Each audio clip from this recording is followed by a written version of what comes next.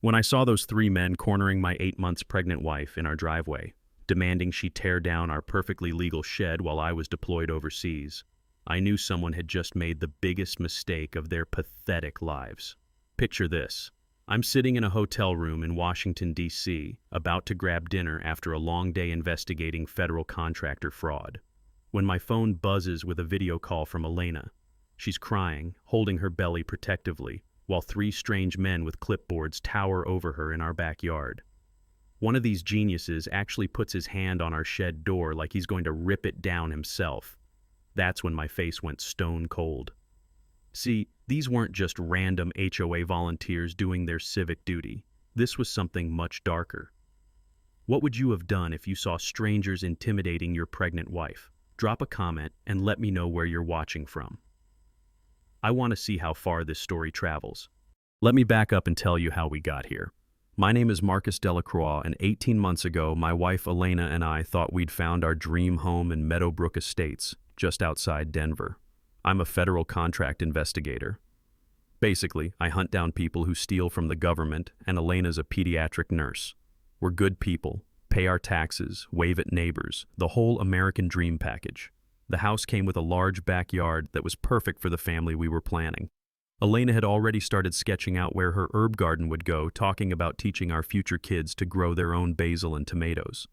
The smell of fresh possibility hung in the air every morning when we'd drink coffee on the back deck, watching the sunrise paint the Rocky Mountains purple in the distance. That's when we met Vivian Ashworth. Picture a woman who looks like she stepped out of a real estate magazine, perfectly highlighted blonde hair, designer handbags, and a smile that never quite reaches her eyes. Vivian was our HOA president, and she made sure everyone knew it. She also happened to be married to County Planning Commissioner Richard Ashworth, a detail she dropped into conversation roughly every 30 seconds. From day one, Vivian had problems with us. Elena's wind chimes were noise pollution. My work truck in the driveway was lowering property values. Her herb garden was attracting pests that might bother the neighbors. Each complaint came with a certified letter that had that particular bureaucratic smell like old paper and broken dreams. Elena, being the sweet person she is, tried to keep the peace. She moved the wind chimes. She asked me to park my truck on the street. She even relocated her tomato plants because Vivian claimed they were too close to the property line. I thought it was typical HOA nonsense that would blow over once we proved we were good neighbors. I was wrong. Last spring, we decided to build a small storage shed. Nothing fancy, just an 8x12 cedar structure where Elena could store her gardening tools and I could keep my work equipment secure. We pulled the city permits, followed every single HOA architectural guideline to the letter, even chose the exact cedar stain color that matched our house trim. The crunch of gravel under the contractor's boots was music to our ears as they laid the foundation according to specifications. The shed was beautiful, functional, completely legal. But apparently, it was also in Vivian's way. The harassment letters started immediately. Suddenly, our perfectly compliant shed violated neighborhood character standards. Our driveway needed resealing. Our fence was allegedly 6 inches too high, which was mathematically impossible since we'd had it professionally surveyed. Elena would find herself shaking every time another certified letter arrived, the stress making her morning sickness worse during the early months of her pregnancy. I dismissed it as power-hungry HOA drama. Elena worked night shifts at the children's hospital, dealing with real problems like sick kids and worried parents. The last thing she needed was some suburban wannabe dictator making her life miserable over property lines and paint colors. But I travel for work. A lot. My federal cases take me all over the country for weeks at a time, investigating contractors who think they can rip off the government and get away with it. It's important work, but it meant leaving Elena alone to deal with Vivian's escalating campaign of petty tyranny. That was my first mistake, thinking this was just about an HOA president with too much time on her hands. Last month, Elena told me she was pregnant. We were over the moon, planning nursery colors and picking out names. Elena started nesting early, organizing every closet and drawer in preparation for our little miracle. The texture of the baby clothes we'd started buying was so incredibly soft, like holding pure joy in your hands. 2 weeks later, I got assigned to a 6-week case in D.C., investigating a federal contractor suspected of overbilling the Department of Defense by millions. I had to go. It's my job. And frankly, we needed the money with a baby coming. That's when Vivian made her move. 3 days into my DC assignment, Elena called me crying. She'd received another certified letter, this one claiming our shed violated a newly discovered covenant that gave us exactly 48 hours to remove it or face $500 a day in fines. I was sitting in my hotel room surrounded by boxes of financial records from crooked defense contractors when my pregnant wife called me sobbing about a storage shed we'd built completely by the book. The irony wasn't lost on me. I spend my days hunting criminals who steal millions from taxpayers, while some HOA president was trying to steal our property rights over a perfectly legal garden shed. "Marcus, I can't handle this," Elena whispered into the phone. "The doctor has me on bed rest for the next 2 weeks because of my blood pressure, and now they want me to somehow tear down a building while you're gone?" That's when I knew this wasn't random harassment anymore. Vivian had deliberately waited until I was traveling to make her big move.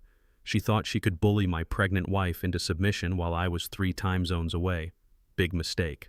I immediately pulled up our HOA governing documents on my laptop, all 247 pages of mind-numbing legal text that most homeowners never bother to read.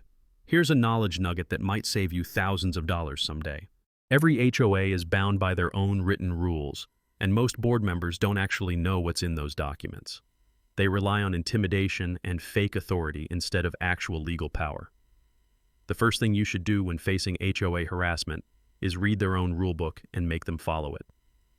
After 2 hours of legal research that made my prosecutor friends back home jealous, I had Vivian dead to rights. Our shed didn't violate any covenant, new or old. In fact, structures under 120 square feet were specifically exempt from architectural review, and ours was exactly 96 square feet. But Vivian wasn't done. She'd scheduled an emergency HOA board meeting for the next evening, conveniently while I was supposed to be unreachable in DC. Elena was expected to attend alone, 8 months pregnant and on bed rest, to defend our property rights against a hostile board. The meeting was held in the community clubhouse, a beige rectangle that smelled like burnt coffee and broken dreams. Elena called me from the parking lot, her voice shaking. "There are more people here than I've ever seen at these meetings, Marcus. Something feels wrong." "Put me on video call and prop the phone up so I can see everyone," I told her. "We're doing this together." Elena walked into that room carrying my phone like a shield. The board sat at a folding table up front, Vivian in the center wearing a power suit that probably cost more than Elena's monthly salary, flanked by 2 nervous-looking neighbors who clearly didn't want to be there. But here's the kicker: sitting right behind Vivian was her husband, Commissioner Richard Ashworth, supposedly there as a neutral expert on zoning issues.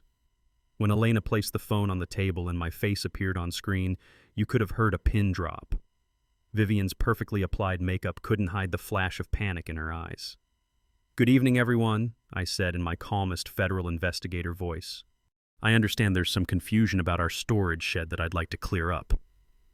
For the next 20 minutes, I systematically destroyed every single one of Vivian's claims using her own HOA documents. The shed was compliant. The permits were proper. The newly discovered covenant didn't exist.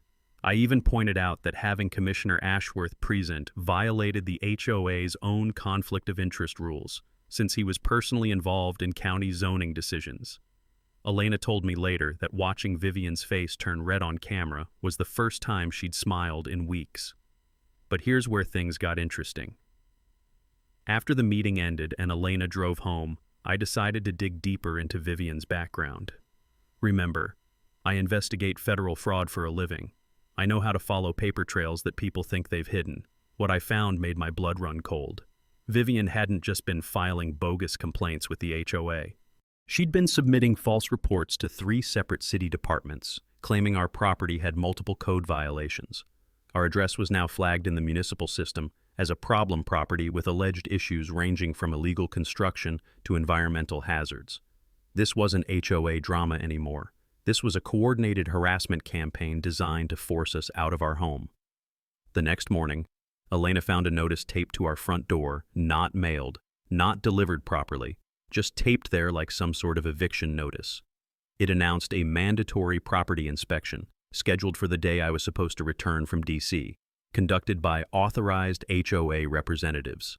Elena's hands were shaking so hard she could barely photograph the notice. The cheap paper felt rough against her fingers as she tried to smooth it out to read the small print. That mandatory property inspection notice was the first clue that Vivian had recruited professional help.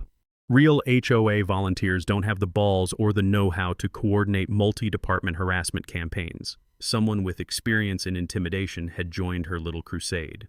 His name was Eddie Kowalski, though everyone called him Big Eddie for obvious reasons. Picture a guy who looks like he eats nails for breakfast and uses smaller contractors as toothpicks. Eddie ran a construction company that specialized in what I'll generously call aggressive business practices. He'd been doing shoddy work around our neighborhood for months, overcharging elderly residents for unnecessary repairs and threatening anyone who complained. Eddie had a sweet deal with Vivian. She'd recommend his company to homeowners facing sudden emergency repairs from mysterious HOA violations, and Eddie would kick back a percentage of his inflated prices. It was a classic extortion racket dressed up in suburban respectability. But Eddie wanted more than small-time scams. He wanted the exclusive contract for Vivian's husband's upcoming development project, a multi-million-dollar subdivision that would require tearing down several existing homes and completely redesigning the neighborhood layout. The smell of that much money was apparently intoxicating enough to make Eddie forget that some targets fight back. From my hotel room in D.C., I decided to run a background check on our new friend Eddie. Here's another knowledge nugget that could save your family thousands of dollars. Every state maintains online databases of licensed contractors, including violation records, insurance status, and outstanding complaints. It takes exactly 5 minutes to verify whether someone is legitimate or a criminal hiding behind a clipboard. Never hire anyone for homework without checking their license status and insurance coverage. It's free, it's fast, and it can save you from financial disaster. Eddie's record was a horror show. 17 license violations in 5 years. 4 insurance fraud investigations. 2 outstanding warrants for unpaid taxes totaling $47,000. This wasn't just some cowboy contractor cutting corners. This was a professional criminal using construction as cover for organized theft. While I was building a federal case file on Eddie from my laptop, he was escalating the intimidation campaign back home. Elena started finding his work trucks parked on our street for hours at a time, their diesel engines rumbling like mechanical threats. His crew would make loud comments about fixing neighborhood problems whenever Elena walked to the mailbox. The acrid smell of their cigarette smoke seemed to follow her everywhere. Then things got personal. Elena found her car tires deflated in our driveway 2 mornings in a row. Not deflated. It's a classic intimidation tactic that doesn't technically qualify as vandalism but sends a crystal clear message. We can get to you anytime we want. Our security cameras caught Eddie's crew walking through our backyard by mistake while supposedly checking property lines for a neighbor's fence repair. When confronted, they claimed they were just doing their job and had permission from the HOA to inspect our property boundaries. Elena called me after the second tire incident, and I could hear the exhaustion in her voice. I'm scared to leave the house, Marcus. These men keep showing up, and I don't know what they want from us. What they wanted was our submission. Eddie had promised Vivian that his most persuasive approach would have us begging to sell our house and move away from the neighborhood forever. They'd used these tactics on other families and never faced any real resistance, but they didn't know who they were messing with. I called my old Army buddy Jake, who now works for the Colorado State Attorney General's office investigating financial crimes. Jake and I had served together in military intelligence, and he understood how civilian criminals think they're untouchable until federal investigators start connecting dots they didn't know they'd left behind. Marcus, we've been watching Eddie's operation for months, Jake told me during a secure phone call. He's part of a contractor fraud ring that operates across 3 states. We just haven't had enough evidence to move yet. Well, now you've got a federal employee's family being targeted, I replied. That changes the rules of engagement significantly. Jake agreed to flag Eddie's business for an immediate, routine compliance audit, which is government speak for, we're going to tear apart your books and find every crime you've committed since high school. But Eddie wasn't waiting for government bureaucracy to catch up with him. He'd convinced Vivian that intimidation wasn't working fast enough, and they needed to escalate to direct confrontation. They scheduled their big move for a day when Marcus was supposed to be flying back to Denver, a day when they thought Elena would be completely alone and defenseless. They picked the wrong day to mess with a federal investigator's pregnant wife. My flight home from D.C. was supposed to leave at 6 a.m. on a Tuesday. Elena knew this, Vivian knew this, and apparently Eddie's entire crew knew this. What none of them knew was that a late-season snowstorm had grounded every flight out of Reagan National Airport, leaving me stranded in Washington with nothing to do but drink overpriced coffee and watch my security camera feeds from 3,000 miles away. Sometimes the universe has a twisted sense of humor. Vivian had positioned herself at her living room window with a perfect view of our driveway. The moment she saw my car was gone, because I'd left it at the airport for what should have been a routine flight home, she sent Eddie the all-clear signal. "Coast is clear for property inspection," read the text message that federal investigators would later use as evidence in her conspiracy trial. Eddie showed up with his two most intimidating associates, Tommy Russo, a convicted felon with anger management issues, and Dale McKnight, whose idea of conflict resolution involved getting very close to people's faces and speaking in what he thought was a threatening whisper. All three had criminal records that I'd already documented in my growing case file. Elena was in our backyard hanging tiny baby clothes on the line, little onesies and socks so small they looked like doll clothes. She was humming softly to herself, one hand resting on her belly, when three strange men walked around the side of our house without permission, carrying clipboards and measuring tape like props in some suburban theater production. "Lady, we're here about that illegal structure," Tommy announced, pointing at our shed with all the authority of a man who'd never read a building code in his life. "It comes down today." Elena's maternal instincts kicked in immediately. She stepped protectively in front of her belly and asked to see their identification and paperwork. These weren't HOA volunteers doing community service. These were hired muscle pretending to be official inspectors.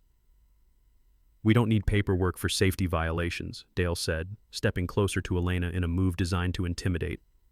"This structure is a hazard to the neighborhood, and we have authority to remove it immediately." That's when Elena's phone started buzzing with motion detection alerts from our security system.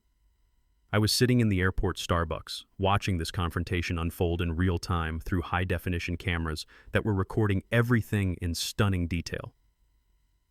Elena answered my call with hands that were visibly shaking. When she switched to video mode, I could see Tommy reaching for our shed's door handle while Dale positioned himself between Elena and the house, cutting off her retreat route. "These men are trying to tear down our shed and won't leave," Elena told me, her voice tight with fear and protective anger.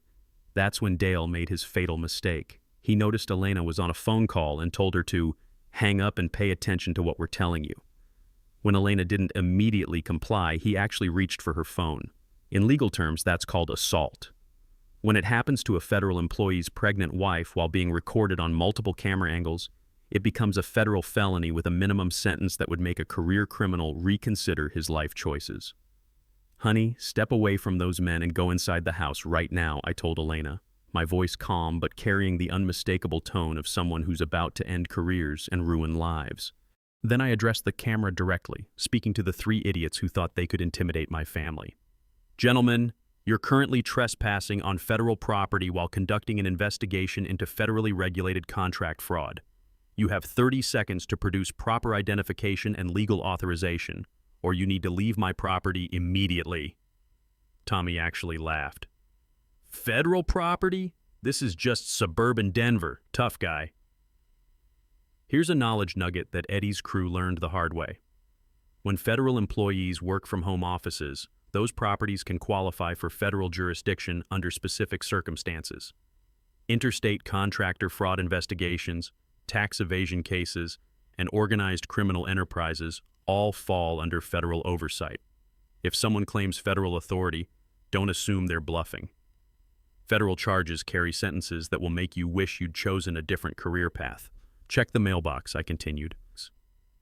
I'm a federal contract investigator. This is my registered home office, and you gentlemen just committed multiple felonies on camera while targeting a federal employee's family." The color drained from Dale's face as he realized they weren't dealing with some helpless suburban housewife and her traveling salesman husband. Elena was safely inside the house by now, calling 911 while I coordinated with federal agents who were already closer than any of these criminals imagined.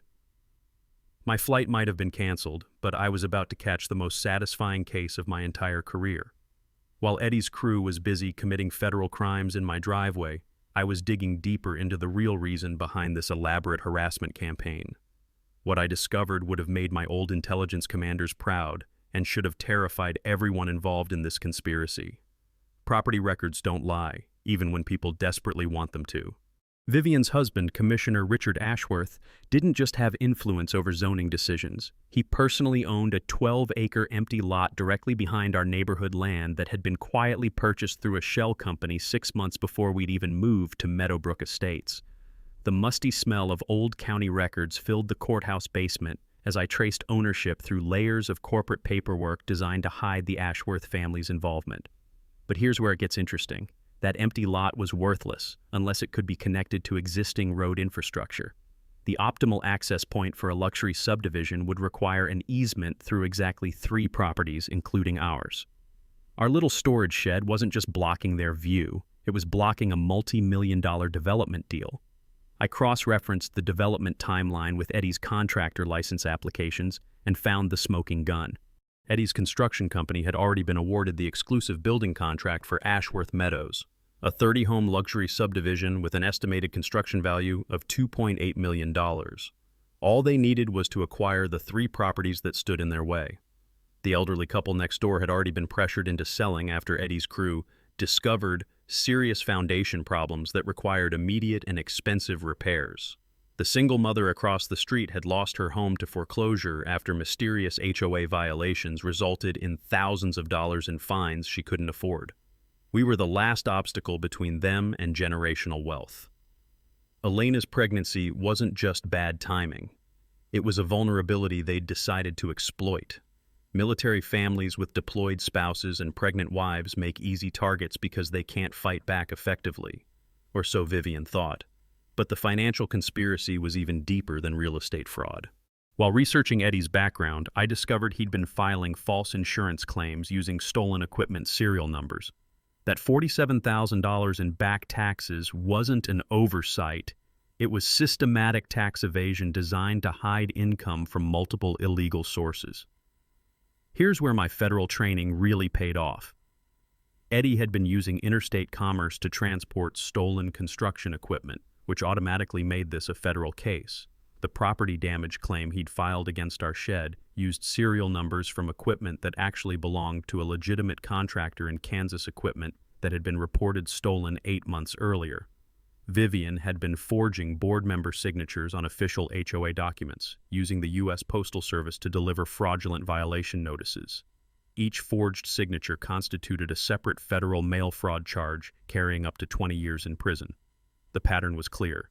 This wasn't random HOA harassment or even simple contractor fraud. This was an organized criminal enterprise operating across state lines, using positions of civic authority to target vulnerable families for financial exploitation. But they'd made one critical error in their victim selection. They'd chosen to target a federal investigator who specialized in exactly this type of organized financial crime.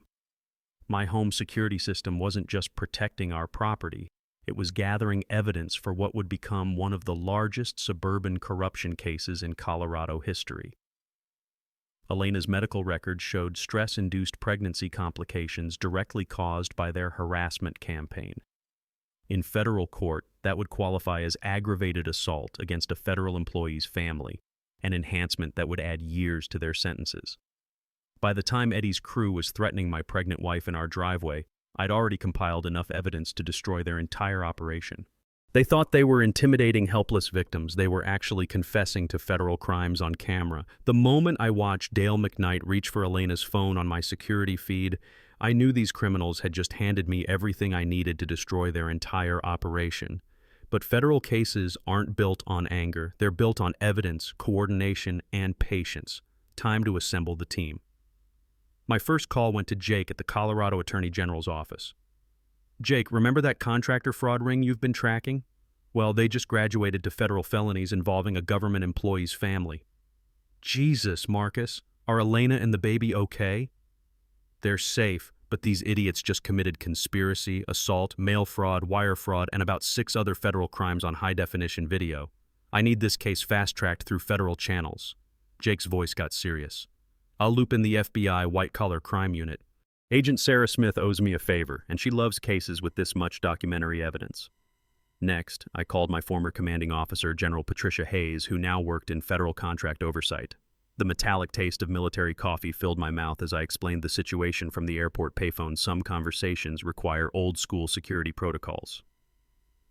Marcus, targeting military contractors' families is a federal civil rights violation under the Service Members Civil Relief Act, General Hayes informed me.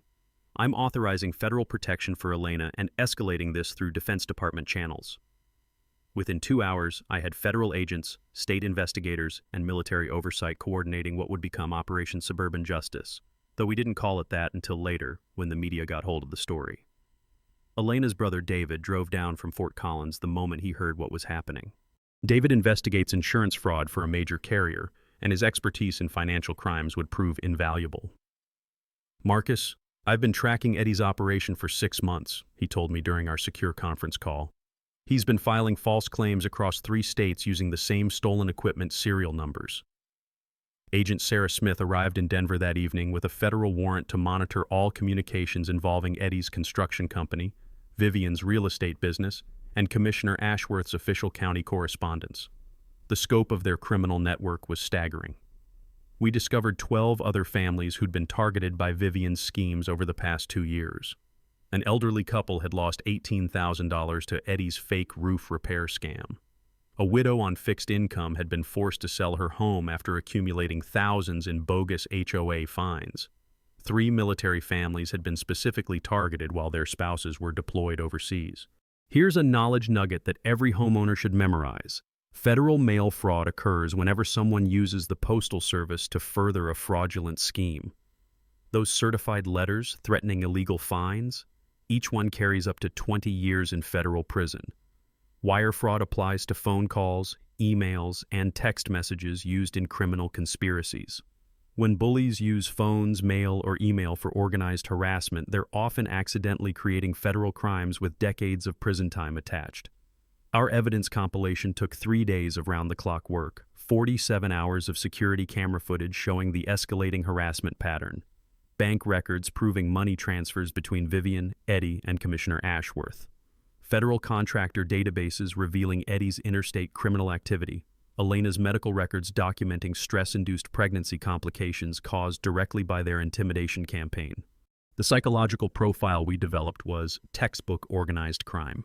Vivian targeted vulnerable populations, elderly residents, single parents, deployed military families, using her HOA position to appear legitimate while running criminal enterprises. Eddie provided enforcement muscle while Commissioner Ashworth supplied legal cover through his county position. But they'd never faced organized federal resistance before.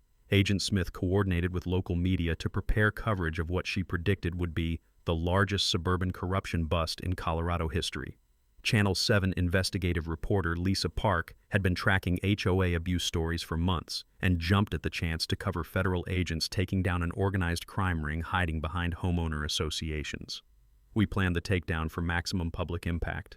Vivian had scheduled a victory celebration HOA meeting where she intended to announce our family's surrender and the approval of her husband's development project. She'd invited the entire neighborhood to witness what she thought would be her moment of triumph. Instead, it would become the most embarrassing public arrest in suburban Denver history. Elena was moved to a safe location with federal protection while we positioned agents throughout the neighborhood. Every conversation would be recorded. Every conspiracy participant would be under surveillance. Every federal crime would be documented in real time. The trap was set. All we had to do was let Vivian's arrogance and Eddie's stupidity walk them straight into federal custody. Sometimes the best revenge is just giving criminals enough rope to hang themselves with. With federal surveillance now tracking every move, Vivian entered what I can only describe as her victory lap phase. She genuinely believed that Eddie's intimidation tactics had worked, that my pregnant wife and I were so terrified we'd abandon our home and run away with our tails between our legs like every other family they'd targeted. She started bragging to neighbors about cleaning up the neighborhood and removing undesirable elements who didn't understand community standards. The racist undertones weren't lost on anyone. Vivian had a pattern of targeting families who didn't fit her narrow definition of suburban perfection. Elena's friend Sarah, who lived 3 houses down, recorded one of Vivian's rants during a neighborhood coffee gathering. "Some people just don't belong in quality communities like ours," Vivian declared while sipping her latte from a cup that probably cost more than most people's weekly groceries. "But don't worry, ladies. I've handled the problem, and our property values are safe."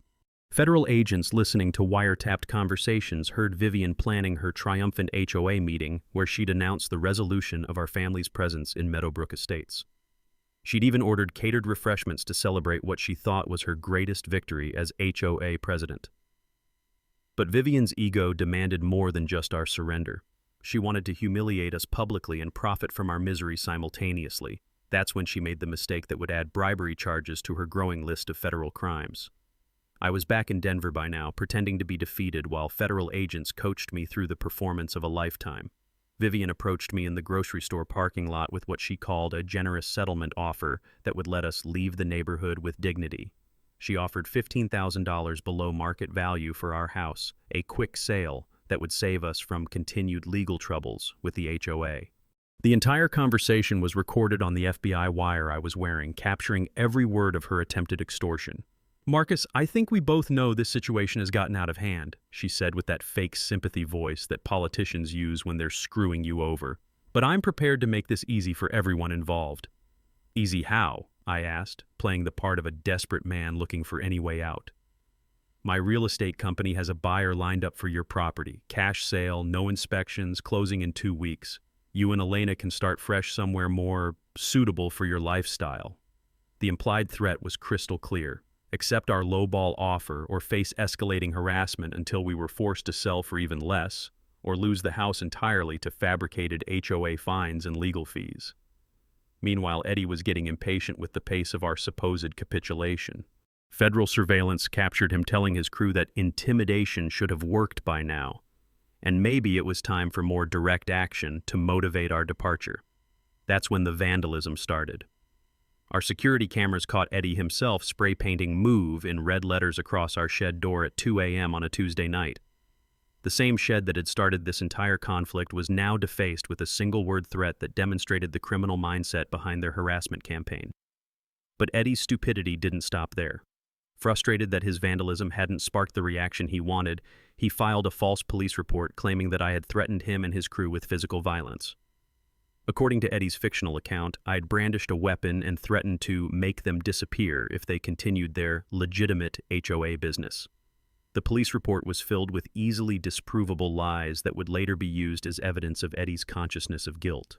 You don't file false police reports unless you know you're committing crimes and want to create a paper trail that makes you look like the victim instead of the perpetrator. Federal agents were literally watching Eddie commit perjury in real time while building a case that would destroy his life and the lives of everyone connected to his operation. Agent Smith told me later that she'd never seen criminals work so hard to incriminate themselves. The final piece of Vivian's overconfidence came when she scheduled the emergency HOA meeting that would supposedly ratify our family's departure and approve her husband's development project. She invited Commissioner Ashworth to attend as the legal authority who would rubber stamp the property transfers needed for their multi-million-dollar subdivision. She also made the fatal error of inviting Eddie to bring his full crew to secure our property immediately after the meeting ended. They weren't planning to wait for legal processes or court orders. They intended to physically remove our belongings and tear down our shed whether we agreed or not. That crossed the line from harassment into home invasion, adding federal charges that carried sentences measured in decades rather than years. The trap was set, the bait was taken, and all we had to do was wait for them to walk into the most public arrest in suburban Colorado history. The HOA meeting was scheduled for 7 p.m. on a Thursday evening at the community clubhouse, the same beige rectangle where this whole nightmare had started months earlier. Vivian expected maybe 20 neighbors to show up for what she thought would be her moment of absolute triumph. She had no idea that federal agents had been coordinating with local media and community members for days. I spent the morning of the meeting playing my role perfectly. Federal agents had coached me on appearing defeated and resigned, shoulders slumped just enough to suggest a man who'd given up fighting an impossible battle. Elena was safely hidden at her parents' house with round-the-clock federal protection, monitoring everything through secure video feeds. Agent Smith positioned 12 federal agents throughout the neighborhood, disguised as concerned neighbors, interested reporters, and even a couple posing as potential home buyers who'd heard about the community development project. The FBI's technical team had transformed the clubhouse into the most surveilled room in suburban Denver. Vivian arrived early, wearing a designer suit that probably cost more than most people's monthly mortgage payments. She'd brought a catered spread of fancy sandwiches and expensive wine, turning what she thought was a routine HOA meeting into her personal victory celebration. The smell of her overwhelming perfume mixed with the clubhouse's usual aroma of burnt coffee and institutional carpet cleaner. Eddie showed up with Tommy Russo and Dale McKnight, positioning themselves at the back of the room like enforcers at a mob meeting. They'd brought measuring tape and clipboards again, props for their performance as legitimate property inspectors who would immediately secure our house after Vivian announced our surrender. Commissioner Richard Ashworth entered carrying an official-looking briefcase filled with what he thought were legal documents authorizing the property seizures needed for their development project. In reality, those documents were worthless forgeries that would add another federal charge to his growing list. The room filled with an unusually large crowd that raised no suspicions in Vivian's mind. She was too focused on her moment of triumph to notice that half the neighbors had strategically positioned themselves near the exits, or that several interested citizens were carrying recording equipment that looked surprisingly professional for amateur community activists. I arrived exactly at 7 p.m., alone and apparently defeated. The federal wire concealed under my shirt was broadcasting every word to agents positioned outside in unmarked vehicles, while hidden cameras captured every facial expression and threatening gesture from the conspirators. Vivian called the meeting to order with all the pomp and circumstance of a wannabe dictator addressing her subjects. Tonight, we're here to announce the resolution of a serious neighborhood problem that has threatened our community's safety and property values. She presented falsified documents claiming Elena and I had agreed to sell our house and leave Meadowbrook Estates permanently. Commissioner Ashworth nodded sagely while rubber-stamping fake authorization papers for the land seizure that would enable their subdivision project. Eddie stepped forward when prompted, describing how his professional inspection had revealed serious safety violations that required immediate property remediation. Every word was a lie, and every lie was being recorded by federal agents who were calculating his prison sentence in real time. Then Vivian made the mistake that sealed everyone's fate. Thinking she was among friends and allies, she detailed the entire criminal conspiracy for the room full of neighbors who were actually federal agents and investigative reporters. "This family never belonged in our community," she declared, her voice carrying the satisfied tone of someone who thought she'd won a great victory. "Some people don't understand that quality neighborhoods require quality residents who respect our standards and values."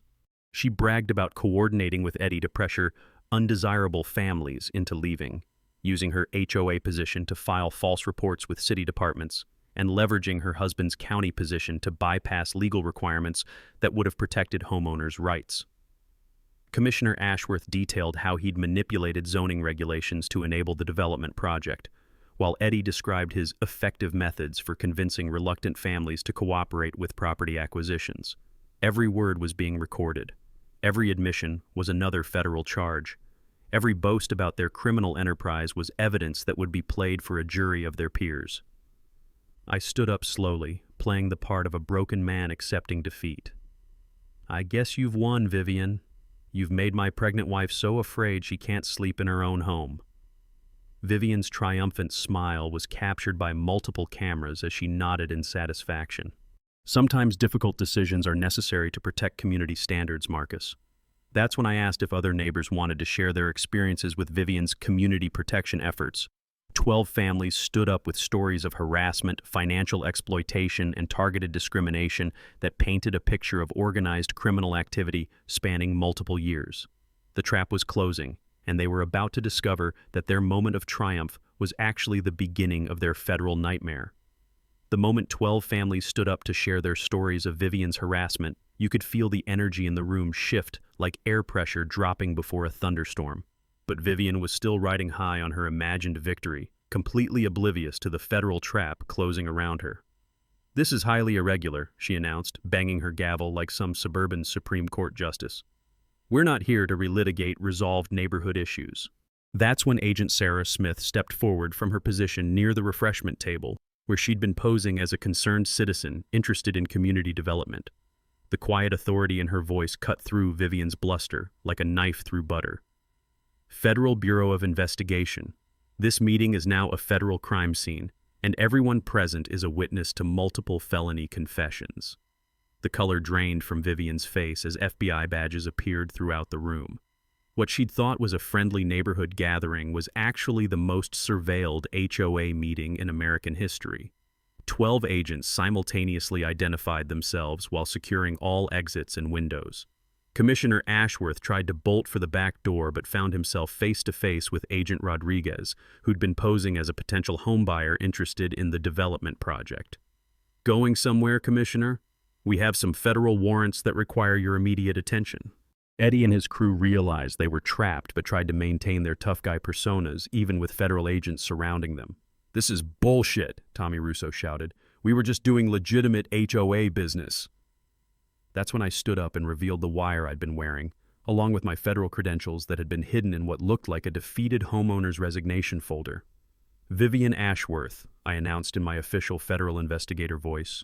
"You're under arrest for mail fraud, wire fraud, conspiracy to commit extortion, violation of civil rights under color of law, and organized criminal enterprise activities spanning multiple states." Agent Smith continued the arrests while I addressed the room full of neighbors who were seeing their HOA president revealed as a federal criminal. "Eddie Kowalski, you're facing federal charges including contractor fraud, insurance fraud, interstate transportation of stolen equipment, and intimidation of federal employee family members." "Commissioner Richard Ashworth, your charges include federal corruption, abuse of office, conspiracy to commit mail fraud, and violation of citizens' civil rights under color of authority." The evidence presentation that followed was like watching a prosecutor's closing argument in real time. I projected our security camera footage onto the clubhouse wall, showing Eddie's crew intimidating my pregnant wife while making criminal demands about our property.